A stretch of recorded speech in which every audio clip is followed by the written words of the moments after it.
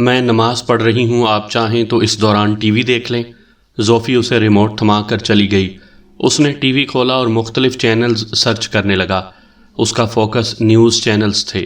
تقریباً ہر چینل سے ہی بینک ڈکیتی کی واردات کے بارے میں خبر آ رہی تھی۔ تھیٹر کی دنیا سے تعلق رکھنے والے مشہور میک اپ آرٹسٹ سلطان خلجی قتل کر دیے گئے۔ ایک چینل سے نشر کی جانے والی اس خبر پر وہ چونک گیا اور بے ساختہ ہی آواز بلند کر دی۔ اب خبر کی تفصیل بیان کی جا رہی تھی۔ ایک عینی گواہ نے پولیس کو بیان دیا تھا کہ ڈکیتی کی واردات میں شامل ڈاکوؤں نے میک اپ کر رکھا تھا اور میک اپ کا سٹائل مشہور میک اپ آرٹسٹ سلطان خلجی کا محسوس ہو رہا تھا۔ پولیس اس کلو پر سلطان خلجی کے پاس تصدیق کے لیے پہنچی تو وہ پہلے ہی قتل کیے جا چکے تھے۔ خبر چلنے کے ساتھ ساتھ اسکرین پر ایک طرف سلطان خلجی اور سی سی ٹی وی فوٹیج سے حاصل کردہ ڈاکوؤں کی تصاویر بھی چلائی جا رہی تھیں۔ او مائی گاڈ، یہ کیا ہو گیا؟ زوفی آواز سن کر پتہ نہیں کب باہر آ گئی تھی اور اب ٹی وی اسکرین کی طرف پھٹی پھٹی نظروں سے دیکھتے ہوئے بول رہی تھی۔ آپ ان صاحب کو جانتی ہیں؟ اس نے زوفی کے چہرے پر دکھ محسوس کیا۔ ہاں، میں کبھی کبھی تھیٹر کے لیے بھی کام کرتی تھی۔ خلجی صاحب نے کئی بار میرا میک اپ کیا تھا۔ بہت سچے فنکار تھے۔ ان کا میک اپ اداکار کا روپ ایسے بدل دیتا تھا کہ اس کی اصل شخصیت غائب ہو جاتی تھی اور دیکھنے میں اندازہ بھی نہیں ہوتا تھا کہ اس شخص نے میک اپ کیا ہوا ہے۔ لیکن انہیں کیوں مارا؟ وہ صدمے کا شکار تھی۔ جرم چھپانے کے لیے ہمیں سلطان خلجی کے پاس بھیجنے والا جانتا تھا کہ خلجی ڈکیتی کی فوٹیج سامنے آنے پر ڈاکوؤں کو پہچان کر پولیس کو ان کے اصل حلیوں کے بارے میں آگاہ کر دے گا۔ اس لیے اس نے ہمیشہ کے لیے خلجی کی زبان بند کر دی۔ اف میرے خدا، کتنا شکی القلب ہے وہ شخص۔ وہ رنگ اڑے چہرے کے ساتھ ایک صوفے پر بیٹھ گئی۔ خبروں کا سلسلہ جاری رہا جس سے انہیں بہت سی نئی معلومات حاصل ہوئیں۔ ڈکیتی میں مزاحمت کرنے والے سیکیورٹی گارڈ کے علاوہ 2 مزید گارڈ بھی ہلاک ہوئے تھے۔ یہ وہ گارڈز تھے جو بینک کے گیٹ پر کھڑے رہتے تھے۔ تفصیلات کے مطابق واردات سے قبل جب بجلی غائب ہوئی تو ایک گارڈ اپنی جگہ پر موجود نہیں تھا۔ واردات کے وقت ڈاکوؤں نے مینیجر کے ذریعے دونوں گارڈز کو اندر بلوا لیا تھا، لیکن فائرنگ شروع ہونے پر وہ دونوں باہر نکل گئے تھے اور ڈاکوؤں کی چلائی ہوئی گولیوں کا نشانہ بن گئے۔ بجلی جانے پر جنریٹر کے آن نہ ہونے کو سازش قرار دیا جا رہا تھا اور شک ظاہر کیا جا رہا تھا کہ ڈاکوؤں کے اسلحے سمیت وال تھرو گیٹ سے گزر جانے کے لیے یہ انتظام کیا گیا تھا۔ اس سلسلے میں گارڈز پر بھی شک کیا جا رہا تھا، خصوصاً اس گارڈ پر جو ڈاکوؤں کی آمد سے قبل اپنی ڈیوٹی پر موجود نہیں تھا۔ واردات میں بہت بڑی رقم لوٹی گئی تھی اور 3 گارڈز ہلاک ہو گئے تھے، اس لیے اس واردات کو خاصی اہمیت دی جا رہی تھی۔ گارڈز اور سلطان خلجی کو ملا کر 4 افراد ہلاک ہو گئے تھے اور ان ہلاکتوں کا بوجھ فیصل اپنی ذات پر محسوس کر رہا تھا۔ اگر وہ اپنی بیٹی کو بچانا چاہتا تھا تو یہ 4 افراد بھی تو کسی کے پیارے تھے۔ بے شک اس نے ان میں سے کسی کو ہلاک نہیں کیا تھا، لیکن یہ بوجھ بھی کم نہیں تھا کہ وہ اس واردات کا حصہ تھا۔ اس نے محسوس کیا تھا کہ ان خبروں کو سننے کے بعد زوفشاں بھی بہت زیادہ ڈسٹرب ہو گئی تھی اور پہلے کی طرح دوستانہ انداز قائم نہیں رہا۔ آئی ایم سوری، لیکن یقین کریں کہ ان میں سے کسی بھی شخص کی ہلاکت میں میرا ہاتھ نہیں ہے۔ آپ میری گن چیک کر سکتی ہیں، اس کے میگزین میں آپ کو پوری گولیاں مل جائیں گی۔ وہ بے ساختہ ہی اپنی صفائی دینے لگا۔ زوفی جواباً کچھ نہیں بولی اور اٹھ کر کچن میں چلی گئی۔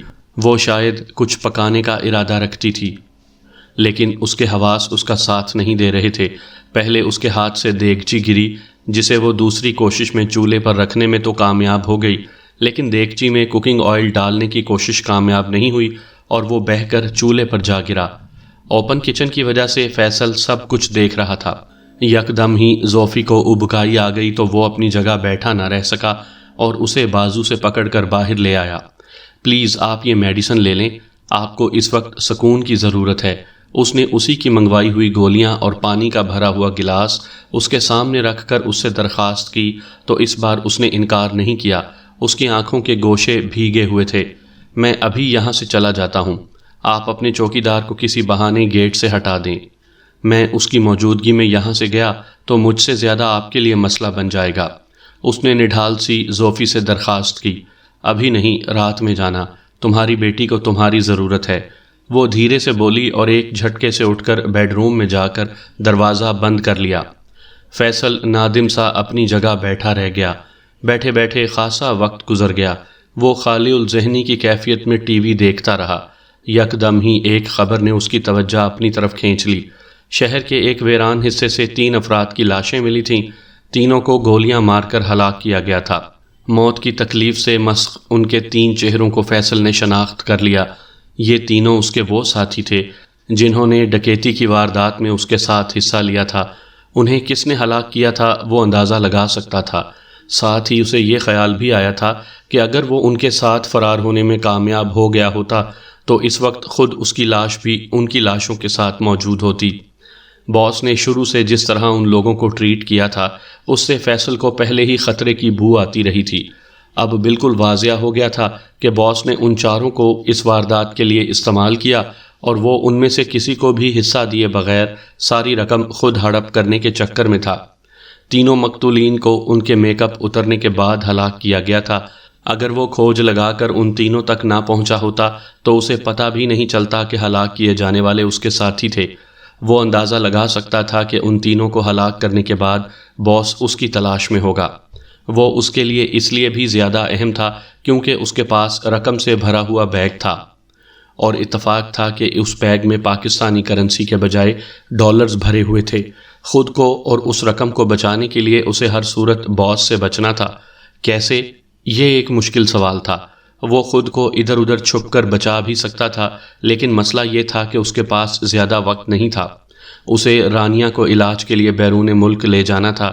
یہ بات باس بھی جانتا تھا، اس لیے یہ طے تھا کہ وہ جب بھی ملک سے باہر جانے کی کوشش کرے گا باس اس تک پہنچ جائے گا۔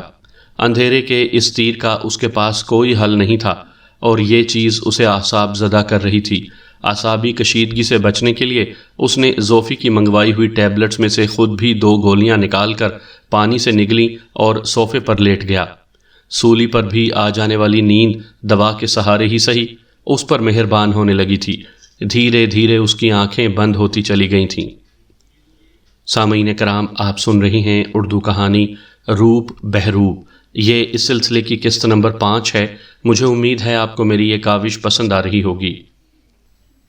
زوفی کی آنکھ کھلی تو شام کے سائے لمبے ہو رہے تھے۔ سردیوں کے دنوں میں ویسے بھی شام جلدی در آتی ہے۔ عصر کے مختصر وقت کی وجہ سے اس نے پہلے نماز ادا کی اور پھر کمرے کا دروازہ کھول کر باہر آئی۔ وہ سامنے ہی صوفے پر بے خبر سو رہا تھا۔ اس نے اپنا میک اپ نہیں اتارا تھا، اس لیے وہ ابھی تک اس کی اصل شکل نہیں دیکھ پائی تھی، لیکن اس کی آنکھوں کے تاثر میں جو نرمی تھی اس نے زوفی کے دل کو یقین دلایا تھا کہ وہ واقعی ایک شریف آدمی ہے جو اپنی مجبوری کے ہاتھوں اس مشکل میں گرفتار ہو گیا ہے۔ اس کے لیے اپنے دل میں ہمدردی محسوس کرتے ہوئے اس نے اس کے قریب جا کر اسے آواز دی۔ 2-3 آوازیں دینے کے باوجود وہ نہیں جاگا تو مجبوراً جھجکتے ہوئے اس کا بازو ہلایا۔ بازو پر ہاتھ رکھتے ہی اسے احساس ہو گیا کہ وہ تیز بخار میں مبتلا ہو چکا ہے۔ اس کے ہلانے پر اس نے آنکھیں کھولیں تو وہ بھی بخار کی شدت سے سرخ ہو رہی تھیں۔ چند ثانیوں میں ہی اس نے آنکھیں دوبارہ بند کر لیں اور بڑبڑانے لگا، رانو، میری رانی، میں کیسے تمہارے پاس آؤں؟ وہ بہت ظالم ہے، اس نے سب کو مار ڈالا، وہ مجھے بھی مار ڈالے گا۔ اس کی اس کیفیت نے زوفشاں کو پریشان کر دیا۔ وہ اپنے حواس میں نہیں رہا تھا۔ ایسے میں وہ اسے اپنے گھر سے جانے کا کہتی تو کیسے؟ یہاں سے جانے کے لیے اس کا ٹھیک ہونا شرط تھی۔ وہ 1 منٹ کے لیے وہیں کھڑی اس مسئلے پر سوچتی رہی، پھر اپنی خوابگاہ کی طرف مڑ گئی۔ دوبارہ باہر نکلی تو اس کے ہاتھ میں ایک پرچہ اور کچھ روپے موجود تھے۔ اس نے باہر نکل کر وحید کو پکارا اور اسے حکم دیا کہ وہ پرچے پر لکھی دوائیں خرید لائے۔ وحید چلا گیا تو وہ اپنی گاڑی کے پاس گئی اور اس کی ڈکی کا ڈھکن کھول کر دیکھا۔ اسے وہاں موجود بیگ نظر آ گیا۔ کچھ سوچ کر اس نے وہ بیگ نکالا اور اپنے ساتھ اندر لے آئی۔ وحید عموماً گیٹ کے اندر کی طرف ایک کرسی پر بیٹھا رہتا تھا یا گیٹ کے ساتھ ہی بنے ایک چھوٹے سے کمرے میں آرام کرتا تھا، اس لیے اس کی موجودگی میں بیگ نکالنا مشکل تھا۔ بیگ کو مناسب جگہ پر رکھنے کے بعد اس نے ایک بار پھر فیصل کو چیک کیا۔ وہ بے سدھ تھا اور اس کا بخار کچھ اور بھی تیز محسوس ہو رہا تھا۔ وہ ایک برتن میں پانی لا کر اس کے سر پر پٹیاں رکھنے لگی۔ تھوڑی دیر بعد دروازے پر دستک ہوئی تو باہر نکلی۔ وحید اس کی مطلوبہ دوائیں وغیرہ لے کر آ چکا تھا۔ اگر آپ کی طبیعت زیادہ خراب ہے میڈم تو ہسپتال چلی جائیں۔ اسے دواؤں کا تھیلا پکڑاتے ہوئے وہ فکر مندی سے بولا۔ ذوفشاں کی طبیعت آج کل یوں بھی خراب ہی چل رہی تھی اور فکر و پریشانی کے باعث چہرہ مزید ست گیا تھا۔ اس لیے وحید کو اس کی دوائیں منگوانے پر یہی لگا کہ اس کی طبیعت زیادہ خراب ہے۔ فکر مت کرو، میں خود آدھی سے زیادہ ڈاکٹر ہوں، اپنے علاج سے ہی ٹھیک ہو جاؤں گی۔ اس نے وحید کو تسلی دی اور دوائیں لے کر اندر آ گئی۔ وحید کو وہ کسی خاص کام کے بغیر کبھی اندر نہیں بلاتی تھی، اس لیے اس کا رویہ اجنبی نہیں تھا۔ اندر آ کر اس نے سب سے پہلے ایک انجیکشن تیار کیا اور فیصل کے بازو میں لگا دیا۔ سوئی کی چبھن پر وہ تھوڑا سا کس مسایا تو ضرور، لیکن آنکھ نہیں کھولی۔ وہ سرہانے بیٹھی پٹیاں رکھتی رہی۔ بخار کی شدت کم ہوئی تو اس نے آنکھیں کھول دیں۔ زوفی نے اسے کلی وغیرہ کر کے آنے کو کہا، پھر چائے کے ساتھ بسکٹ اور کھانے کی دوائیں دیں۔ وہ صرف ایک بسکٹ کھا سکا اور آدھا کپ چائے پی۔ زوفی اسے آرام کا کہہ کر خود کچن میں مصروف ہو گئی۔ دوپہر میں کھانا نہ کھانے کے باوجود کچھ کھانے کا دل نہیں چاہ رہا تھا، لیکن جسم کو توانائی کے لیے غذا کا ایندھن تو فراہم کرنا ہی تھا۔ اس نے اپنا پسندیدہ چکن اور سبزیوں کا سوپ تیار کیا اور ایک ٹرے میں رکھ کر اس کے پاس لے آئی۔ یہ سوپ پی لیں، اسے پی کر آپ بہتر فیل کریں گے۔ ٹرے میز پر رکھ کر اس نے آنکھیں موند کر لیٹے فیصل کو پکارا تو وہ اٹھ کر بیٹھ گیا اور شرمندہ سا بولا، آپ نے اتنی زحمت کیوں کی؟ یہ صرف آپ کے لیے نہیں ہے، مجھے خود بھی اپنا پیٹ بھرنا تھا، اس لیے بنا لیا۔ اس نے بے نیازی سے جواب دیا اور اپنے لیے پیالے میں سوپ نکال کر پینے لگی۔ ذہنی انتشار کے باوجود سوپ ذائقے دار بنا تھا۔ دن میں کھانا نہ کھانے کے باعث بھوک بھی لگ رہی تھی، اس لیے وہ رغبت سے انصاف کرنے لگی۔ اس کے مقابلے میں فیصل کی رفتار سست تھی۔ میں آپ کا بیگ گاڑی کی ڈکی سے نکال کر لے آئی ہوں، یہاں سے جاتے وقت لے لیجئے گا، اس نے فیصل کو اطلاع دی۔ آپ اپنے ملازم کو گیٹ سے ہٹانے کا انتظام کر دیجئے گا، میں چلا جاؤں گا، اس نے آہستہ سے جواب دیا۔ وہ 10 بجے رات کا کھانا کھانے قریبی ہوٹل تک جاتا ہے، اس وقت آپ یہاں سے نکل سکتے ہیں، زوفی نے اسے بتایا۔ پھر کچھ سوچتے ہوئے بولی، میرے خیال میں یہاں سے نکلنے سے قبل آپ اپنا میک اپ صاف کر لیجئے گا، اس حلیے سے تو فوراً ہی پولیس آپ کو دھر لے گی۔ پولیس سے زیادہ موت کا ہرکارہ میرے پیچھے ہے، جو میری اصل شکل اور اس میک اپ دونوں سے اچھی طرح واقف ہے، اس نے پس مردہ سے لہجے میں جواب دیا تو زوفی چونک گئی۔ کچھ دیر قبل غنودگی کی کیفیت میں بھی وہ کسی کے بارے میں کہہ رہا تھا کہ وہ اسے مار ڈالے گا۔ کیا آپ کو کسی سے اپنی جان کا خطرہ ہے؟ نہ چاہتے ہوئے بھی وہ خود کو سوال کرنے سے نہ روک سکی۔ میرے ساتھ واردات میں حصہ لینے والے میرے تینوں ساتھی قتل کیے جا چکے ہیں، اس نے بتایا تو زوفی نے بے ساختہ ہی چمچہ ہاتھ سے چھوڑ کر ہاتھ منہ پر رکھ لیا۔ او مائی گاڈ، اس نے ہم چاروں اور ہماری مجبوریوں کو استعمال کیا ہے اور وہ ہم میں سے کسی کو حصے دار بنانے کا ارادہ نہیں رکھتا۔ وہ زوفی کو مزید تفصیلات سے آگاہ کرنے لگا۔ ان حالات میں تو آپ کا یہاں سے نکلنا خطرناک ثابت ہوگا۔ نکلنا تو ہے، میں آپ کو مزید کتنی زحمت دے سکتا ہوں؟ اس کی تشویش پر وہ اداس سا مسکرا دیا۔ ایسے جانا ٹھیک نہیں رہے گا، آپ آج رات یہیں ٹھہر جائیں، کل تک میں کوئی انتظام کر دوں گی اور آپ کی طبیعت بھی سنبھل جائے گی۔ کیسا انتظام؟ وہ اس کے مشورے پر حیران ہوا۔ نیا میک اپ اور لباس، میرے پاس خلجی صاحب جیسی مہارت تو نہیں ہے، لیکن تھیٹر میں کام کرنے کی وجہ سے تھوڑی سی شدھ بدھ ہے۔ کل میں مارکیٹ سے سارا ضروری سامان خرید لاؤں گی، آپ حلیہ بدل کر یہاں سے چلے جائیے گا۔ اس کی تجویز پر وہ کچھ دیر متذبذب سا بیٹھا رہا، پھر محسوس کیا کہ مان لینے میں ہی بہتری ہے۔ اس کی رضامندی پا کر زوفی نے اسے رات کو سونے سے قبل لی جانے والی دواؤں کے سلسلے میں ہدایات دیں اور ایک کمبل فراہم کر کے خود اپنی خوابگاہ میں بند ہو گئی۔ دوسرے دن ناشتے وغیرہ سے فارغ ہو کر 11 ساڑھے 11 بجے وہ باہر جانے کے لیے تیار تھی۔ اس کے جانے کے بعد فیصل آواز بند کر کے ٹی وی دیکھتا رہا تاکہ باہر موجود وحید کو وہاں کسی کی موجودگی کا احساس نہ ہو۔ کچھ دیر بعد اس شغل سے اکتا کر جانے اسے کیا سوچی کہ رقم والا بیگ نکال کر لے آیا۔ یکا یک ہی اسے لگا تھا کہ ابھی پوری رقم لے کر یہاں سے نکلنا مناسب نہیں ہوگا۔ ابتدائی ضرورت کے لیے کچھ ڈالرز نکال کر ایک دراز میں ڈالنے کے بعد اس نے بیگ اٹھایا اور سیڑھیاں چڑھ کر اوپر جانے لگا۔ ابھی وہ پہلی سیڑھی کی لینڈنگ پر ہی تھا کہ اس نے دروازہ کھلنے کی مدھم آواز سنی۔ اس کے حساب سے زوفی کو اتنی جلدی واپس نہیں آنا چاہیے تھا، پھر وہ کیوں آ گئی تھی؟ اس سوال کے جواب کے لیے اس نے بہت احتیاط سے نیچے جھانکا اور یہ دیکھ کر چونک گیا کہ بنگلے کا ملازم وحید کھلے دروازے سے اندر آ رہا ہے۔ وہ چابی سے دروازہ کھول کر آیا تھا اور سیدھا بیڈ روم کی طرف بڑھ گیا تھا۔ مالکن کی غیر موجودگی میں اس کا اس طرح اندر آنا بے حد مشکوک تھا۔ فیصل خطرہ مول لیتے ہوئے دبے قدموں چند سیڑھیاں نیچے اترا اور جھانک کر دیکھنے لگا۔ وحید کو گھر میں اپنے سوا کسی کی موجودگی کا گمان بھی نہیں تھا، اس لیے وہ بے فکری سے اپنے کام میں مصروف تھا۔ فیصل کے دیکھتے ہی دیکھتے اس نے الماری کھولی اور اس کے خانوں کی تلاشی لینے لگا۔ فیصل کو شک ہوا کہ وہ مالکن کی غیر موجودگی میں نقب لگا کر اس کا مال لوٹ رہا ہے، لیکن وہ اسے کچھ بھی نکالتا ہوا دکھائی نہیں دیا۔ الماری کے بعد وہ ڈریسنگ اور سائڈ ٹیبلز کی درازیں کھنگالنے لگا۔ ان میں سے ایک دراز میں فیصل کے رکھے ہوئے ڈالر بھی موجود تھے، لیکن وحید نے آنکھ اٹھا کر بھی ان کی طرف نہیں دیکھا۔ ایسے لگ رہا تھا کہ اسے کسی خاص شے کی تلاش ہے۔ وہ خصوصیت سے کاغذات اور فائلیں وغیرہ دیکھ رہا تھا۔ آخر کچھ دیر بعد وہ مایوس ہو گیا اور جیب سے موبائل نکال کر ایک نمبر ملایا۔ میں نے سب کچھ دیکھ لیا ہے سر جی، یہاں سے کچھ نہیں ملا۔ دوسری طرف سے کال موصول کیے جانے پر اس نے کسی کو اطلاع دی۔ میں اتنا بھی ان پڑھ نہیں ہوں جی کہ مجھے نکاح نامے کا پتہ نہ چلے۔ نکاح نامہ کون سا انگریزی میں ہوتا ہے جو مجھے پڑھنا نہیں آئے گا؟ میں نے میڈم کا ایک کاغذ دیکھ لیا ہے، یہاں کچھ نہیں ہے۔ دوسری طرف سے جانے اسے کیا کہا گیا کہ وہ خفگی بھرے لہجے میں زور زور سے بولنے لگا، پھر رک کر دوسری طرف کی بات سننے لگا۔ ٹھیک ہے، آپ بولتے ہیں تو میں اوپر بھی دیکھ لیتا ہوں، ویسے مجھے امید نہیں کہ وہاں کچھ ملے گا۔ اوپر بھی سارا سامان میں نے ہی رکھا ہے۔ مجھے معلوم ہے کہ اوپر کے کمرے کی الماری خالی پڑی ہے۔ آواز بلند ہونے کی وجہ سے فیصل کو سب سنائی دے رہا تھا۔ وحید کے اوپر جانے کا ارادہ سن کر وہ پھرتی سے بے آواز سیڑھیاں چڑھتا چلا گیا اور پہلی منزل پر رکے بغیر سیدھا چھت پر پہنچ گیا۔ وہیں سے وہ نیچے کی سنگن لیتا رہا۔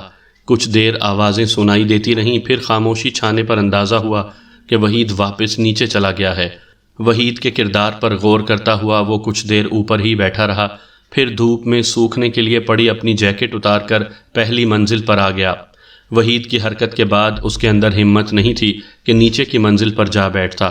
یہ تو اچھا ہوا تھا کہ زوفشاں باہر جانے سے قبل اس کا کمبل وغیرہ سمیٹ کر رکھ گئی تھی، اور وہاں کوئی ایسی شے نہیں تھی جس سے اس کی موجودگی کا احساس ہوتا، ورنہ شاید وحید چونک جاتا۔ وہ اوپر ہی بیٹھ کر زوفی کی آمد کی سنگن لیتا رہا، اور جب اندازہ ہوا کہ وہ واپس آ گئی ہے تو سیڑھیوں پر جا کر دھیرے سے آواز نکال کر اسے اوپر آنے کا اشارہ کیا۔ وہ حیران سی اوپر آ گئی۔ وہ اسے اپنے ساتھ اوپر گیسٹ روم میں لے گیا اور جو دیکھا اور سنا تھا سب گوش گزار کر دیا۔ وہ فق چہرے کے ساتھ سب سنتی رہی، پھر ہاتھوں میں سر تھام لیا۔ وحید کو آپ نے کس کے کہنے پر ملازم رکھا تھا؟ فیصل نے پوچھا۔ میرے شوہر خود، جواب دیتے ہوئے اس نے یکدم اپنا جملہ ادھورا چھوڑ دیا۔ بہت کچھ تھا جو خود بخود اس کی سمجھ میں آ گیا تھا۔ وہ یکدم ہی بہت نڈھال نظر آنے لگی۔ آپ چاہیں تو مجھ سے شیئر کر سکتی ہیں، آپ نے مجھے پناہ دے کر میرے اوپر احسان کیا ہے، شاید میں اس احسان کا بدلہ چکا سکوں۔ فیصل نے اس کی حالت دیکھتے ہوئے ہمدردی سے کہا، کوئی کچھ نہیں کر سکتا۔ جب میں خود اپنے لیے کچھ نہیں کر پا رہی تو کوئی دوسرا میرا کیا کر لے گا؟ اس کے لہجے میں شکست خوردگی تھی۔ اور کچھ نہیں تو آپ کا بوجھ ہی کم ہو جائے گا۔ مجھے لگتا ہے کہ آپ بہت زیادہ ذہنی دباؤ اور تنہائی کا شکار ہیں۔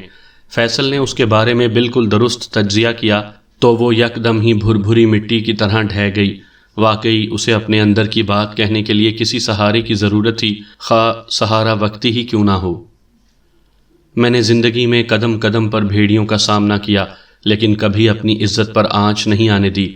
نرسنگ کا شعبہ خدمت کا ہے، لیکن لوگ اپنے رویے سے اسے بدنام کر دیتے ہیں۔ ان برے رویوں کو سہتے ہوئے ایک دن میری ملاقات ملک احسن سے ہوئی۔ ان کی نظروں میں میں نے اپنے لیے پسندیدگی دیکھی، لیکن انہوں نے میرے ساتھ کوئی غلط حرکت نہیں کی۔ ایک بار ان کے پی اے نے بدتمیزی کی تو میں نے اسے ٹھیک ٹھاک جھاڑ پلا دی۔ ہسپتال سے ڈسچارج ہونے کے بعد اچانک ہی ملک صاحب نے مجھ سے رابطہ کیا اور شادی کی آفر کی۔ آپ جانتے ہی ہوں گے کہ وہ کتنی اچھی شہرت کے مالک ہیں۔ میں نے ان کے پرپوزل پر غور کیا تو مجھے لگا کہ ہاں کرنا میرے حق میں بہتر ہوگا۔ میں ساری زندگی تنہا تو نہیں گزار سکتی تھی، اس لیے بہتر تھا کہ ملک صاحب جیسا مضبوط سہارا تھام لیتی۔ میرے ہاں کرتے ہی ہمارے خفیہ نکاح کا انتظام ہو گیا۔ ملک صاحب نے کہا تھا کہ وہ اپنی کچھ مجبوریوں کی وجہ سے فوری طور پر اس شادی کو اناؤنس نہیں کر سکتے۔ مجھے ان کی یہ شرط ماننی پڑی اور میں اس بنگلے میں ایک ایسی عورت کی حیثیت سے رہنے لگی جس کا شوہر ملک سے باہر ہے۔ ملک صاحب کا جب دل چاہتا ہے مجھے ملاقات کے لیے بلا لیتے ہیں۔ ان ملاقاتوں کا جو نتیجہ نکلنا چاہیے تھا وہ نکل چکا ہے، لیکن میں ملک صاحب کو بتانے کی ہمت نہیں کر سکی۔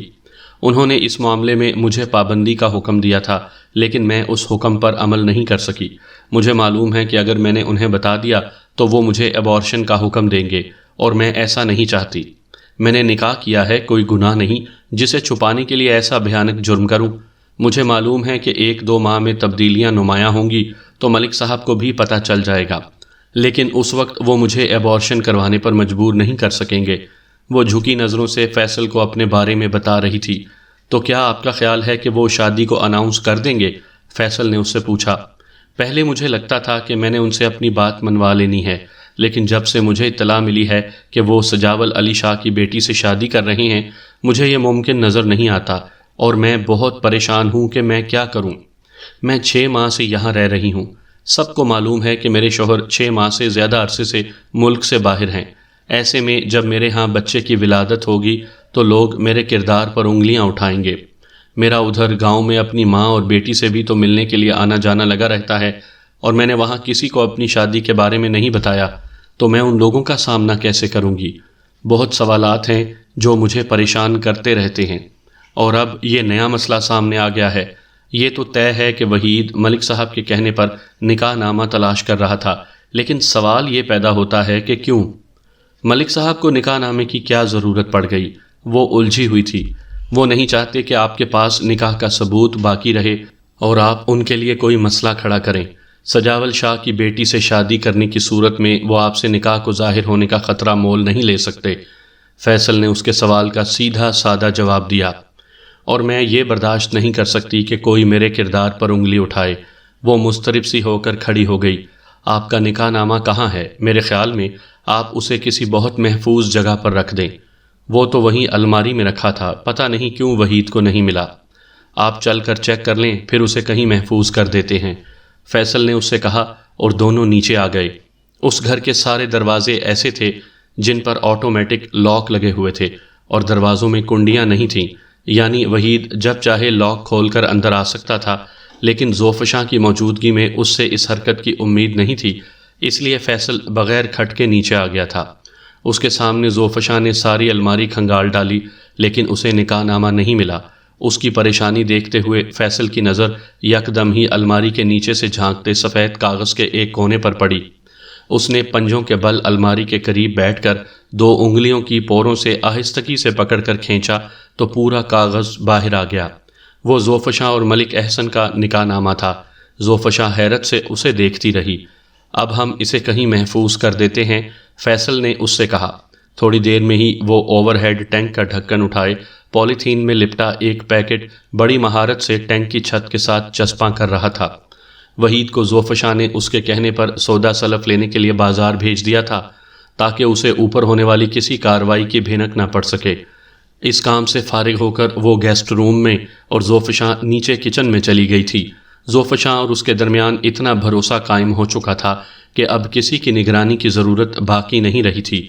تقریباً پون گھنٹے بعد زوفشاں کھانے کی ٹرے لے کر اوپر آئی تو اس نے بتایا، ملک صاحب کا فون آیا تھا، کہہ رہے تھے کہ کچھ ڈاکیومنٹس کی تیاری کے لیے انہیں نکاح نامے کی ضرورت ہے، وحید سے بھجوا دو۔ میں نے ان سے کہا کہ میں نکاح نامہ کہیں رکھ کر بھول گئی ہوں، تلاش کر کے دیکھتی ہوں، اگر مل گیا تو بھجوا دوں گی۔ انہوں نے محسوس تو نہیں کیا کہ آپ بہانہ بنا رہی ہیں؟ پتہ نہیں، بس خفا ہو رہے تھے کہ اتنی اہم چیز میں نے سنبھال کر نہیں رکھی۔ اس نے شانے اچکائے۔ مجھے تو حیرت ہے کہ انہوں نے نکاح نامہ آپ کی کسٹڈی میں دے ہی کیسے دیا تھا؟ میں نے مانگا تھا، اور عموماً لوگ نئی دلہن کی فرمائش پوری کر دیتے ہیں۔ وہ یاسیت سے مسکرائی۔ کھانا بہت اچھا بناتی ہیں آپ۔ فیصل نے یکدم ہی موضوع بدل دیا۔ چائنیز رائس اسے سچ مچ پسند آئے تھے اور وہ رغبت سے کھا بھی رہا تھا۔ اپنے لیے تو ایسے ہی بے دلی سے کچھ بھی الٹا سیدھا بنا لیتی ہوں، صرف اپنے لیے کہاں، محنت کر کے کچھ پکانے کا دل چاہتا ہے۔ یہ تو آپ کا احساس کر کے تھوڑی محنت کر لی ہے۔ وہ اس خوبصورت گھر میں تمام تر آسائشات کے ساتھ رہ کر بھی ادھوری تھی کہ اس کے حصے میں ایک نارمل فیملی لائف نہیں آ سکی تھی۔ میں نے اپنے پلان میں تھوڑی سی تبدیلی کی ہے۔ مجھے ایک بندے کا خیال آیا ہے، رابطہ ہو جائے تو اس سے ملنے جاؤں گا۔ مجھے اور میری فیملی کو بائی روڈ کسی قریبی ملک نکال سکتا ہے، وہاں سے ہم بائی ایئر لندن چلے جائیں گے۔ اس طرح باس کے ہاتھ آنے کا فوری خطرہ ٹل سکتا ہے۔ میری بیٹی کا علاج ہو جائے تو اس کے بعد میں ہر طرح کے حالات سے نمٹ لوں گا۔ وہ ایک بار پھر موضوع بدلنے پر مجبور ہو گیا۔ اسی لیے آپ نے رقم چھپا دی ہے، اس نے اندازہ لگایا۔ ہاں، فوری ضرورت کے لیے کچھ رقم نکال کر باقی میں نے چھپا دی ہے۔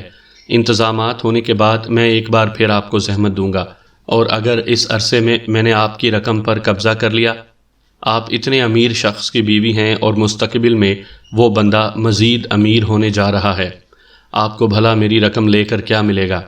بائی دا وے، آپ اس رقم کو نکالیں گے کیسے؟ وحید سے یہ کام کروایا تو سب سے پہلے نکاح نامے سے ہاتھ دھو بیٹھیں گی۔ سنجیدگی سے بولتے بولتے آخر میں اس نے شوخی سے اسے چھیڑا تو وہ ہنس دی، پھر بولی، ویسے امیر آدمی کی بیوی اتنی زیادہ امیر نہیں ہے۔ کل پہلی بار میں نے ملک صاحب سے کچھ رقم مانگی تھی۔ میرا ارادہ تھا کہ اس رقم کو نکلوا کر گاؤں بھجوا دوں گی تاکہ برے بھلے وقت میں میری بیٹی کے کام آ سکے، لیکن آپ لوگوں کی وجہ سے مجھے موقع ہی نہیں مل سکا کہ رقم نکلوا پاتی۔ آئی ایم سوری، آپ یہ کام پیر کو کر لیجئے گا۔ میرے خیال میں 2 دن لیٹ ہونے سے آپ کو زیادہ فرق نہیں پڑے گا۔ روانی میں ذوفشاں سے یہ بات کہتے ہوئے اسے اندازہ نہیں تھا کہ کبھی کبھی وقت کی ذرا سی الٹ پھیر سے بھی بڑا فرق پڑ جاتا ہے۔ آپ ایک کام اور کریں، آپ وحید کو چھٹیوں پر بھیج دیں اور بعد میں اپنے کسی بھروسے کے بندے کو ملازم رکھ لیں۔ پتہ نہیں کیوں اس شخص کا یہاں رہنا مجھے آپ کے لیے محفوظ نہیں لگ رہا۔ کھانا ختم کرتے ہوئے اس نے ذوفشاں کو مشورہ دیا۔ ہاں، اسے تو میں ابھی چھٹی پر بھیجتی ہوں۔ ویسے بھی کچھ دن پہلے وہ ذکر کر رہا تھا کہ اس کی ماں بیمار ہے، خوشی خوشی چلا جائے گا۔ اسے یہاں رکھنے میں تو مجھے خود خوف محسوس ہو رہا ہے۔ ذوفشاں نے فوراً اس کا مشورہ قبول کر لیا۔ اجنبی ہوتے ہوئے بھی وہ دونوں بہت تیزی سے اعتماد کے رشتے سے بن گئے تھے، شاید اس لیے کہ دونوں کو ایک دوسرے کی مجبوریوں کا احساس ہو گیا تھا۔ اسی روز وحید شام سے پہلے اپنے گاؤں کے لیے روانہ ہو گیا۔ ذوفشاں نے فیصل کو ایک نیا موبائل اور سم لا کر دے دی تاکہ وہ اپنے مطلوبہ بندے سے رابطہ کر لے۔ فیصل کو اس کا نمبر یاد نہیں تھا اور وہ مختلف ذرائع سے اس کے بارے میں معلومات حاصل کرنے کی کوشش کر رہا تھا۔ اسے خود کو چھپانا بھی تھا، اس لیے فرضی نام سے رابطے کر رہا تھا، اور اس چیز نے کام کو مزید مشکل کر دیا تھا۔ اس روز اسے کامیابی حاصل نہ ہو سکی اور اسے رات وہیں رکنا پڑا۔ وہ اتنا محتاط تھا کہ اس نے خواہش کے باوجود فرا سے بھی رابطہ نہیں کیا، لیکن طبیعت میں عجیب بے چینی سی تھی۔ بخار جو اتر گیا تھا دوبارہ چڑھ چکا تھا اور بازو کا زخم بھی تکلیف دے رہا تھا۔ زوفی نے اس کے زخم کی دوبارہ ڈریسنگ کی۔ اس کے خیال کے مطابق آج کی مشقت کی وجہ سے زخم متاثر ہوا تھا، اسی لیے تکلیف بھی ہو رہی تھی اور بخار بھی چڑھ گیا تھا۔ اس نے اسے دیگر دواؤں کے ساتھ سکون آور دوا بھی کھلا دی تھی، جس کے زیر اثر بالآخر وہ سو گیا۔ اگلے دن اپنے مطلوبہ بندے سے رابطے کی مزید چند کوششوں میں ناکام ہونے کے بعد اس نے خود باہر نکل کر اسے ڈھونڈنے کا فیصلہ کیا۔ ذوفشاں کے فراہم کردہ سامان اور لباس کے ذریعے وہ اپنا حلیہ بدل کر نکلا تھا۔ رات بھر کی خواری کے بعد اسے اپنا مطلوبہ بندہ ملا اور اس سے معاملات طے کرنے کے بعد وہ زوفی کے گھر واپس آیا تاکہ رقم لے کر فرا اور رانیہ کے پاس جائے اور پھر وہ لوگ آگے کا سفر طے کریں۔ لیکن رات بھر میں سب بدل چکا تھا۔ وہ ذوفشاں ہی نہیں رہی تھی جس کے گھر میں اس نے پناہ لے رکھی تھی۔ ذوفشاں کے اس دردناک انجام پر جلتا کڑتا وہ ایک نچلے درجے کے ہوٹل میں کمرہ لے کر روپوش ہونے پر مجبور ہو گیا۔ پولیس کی موجودگی میں وہ اس کے بنگلے میں داخل ہو کر رقم نہیں نکال سکتا تھا۔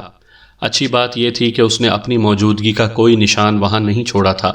پورے گھر کی ڈسٹنگ کر کے انگلیوں کے نشانات مٹانے کے علاوہ اپنے استعمال کی چیزیں ایک شاپر میں بھر کر جاتے جاتے کچرے میں پھینک گیا تھا۔ رانیہ کی طرف سے فکر مند ہونے کے باوجود عجلت سے کام لینے کے بجائے اس نے اس معاملے کی دھول بیٹھنے کا انتظار کیا۔ یہ اطمینان ہو جانے کے بعد کہ اب پولیس زوفی کے بنگلے کا رخ کرنا چھوڑ چکی ہوگی، رقم نکالنے گیا۔ اس رات رمشا کو دوست بن کر ملنے والا شخص فیصل ہی تھا۔ تو اب کیا چاہتے ہو تم؟ ملک احسن نے اپنے سامنے رکھے نکاح نامے پر ایک نظر ڈالی اور بے نیازانہ انداز میں اپنے سامنے بیٹھے انسپکٹر اسد سے دریافت کیا۔ مجھے معلوم ہے سر کہ یہ نکاح نامہ رجسٹرڈ نہیں ہے اور آپ اسے بآسانی جعلی قرار دے سکتے ہیں، لیکن میرے پاس ایک ایسا ناقابل تردید ثبوت بھی ہے جسے آپ کسی صورت نہیں جھٹلا سکتے۔ اس نے ایک اور کاغذ ملک احسن کی طرف بڑھایا۔ ذوفشاں بی بی 3 مہینے کی حاملہ تھیں۔ پہلے میں نے اس پوائنٹ کو نظر انداز کر دیا کہ ایک شادی شدہ عورت کا حاملہ ہونا کوئی انوکھی بات نہیں ہوتی، لیکن پھر یہ نکاح نامہ سامنے آ گیا اور کچھ وقت کا حساب کتاب کیا، تھوڑی مدد سائنس نے کی، نامکمل بچے کے ڈی این اے کا نمونہ ریکارڈ میں تھا، اسے آپ کے ڈی این اے سے میچ کیا گیا تو ثابت ہو گیا کہ وہ آپ ہی کا بچہ ہے، اور زوفشاں بی بی سچ مچ آپ کی منکوحہ بیوی تھیں۔ ملک احسن کے کاغذ پر لکھی رپورٹ پڑھنے کے دوران میں وہ زبانی بھی سب کچھ بتا چکا تھا۔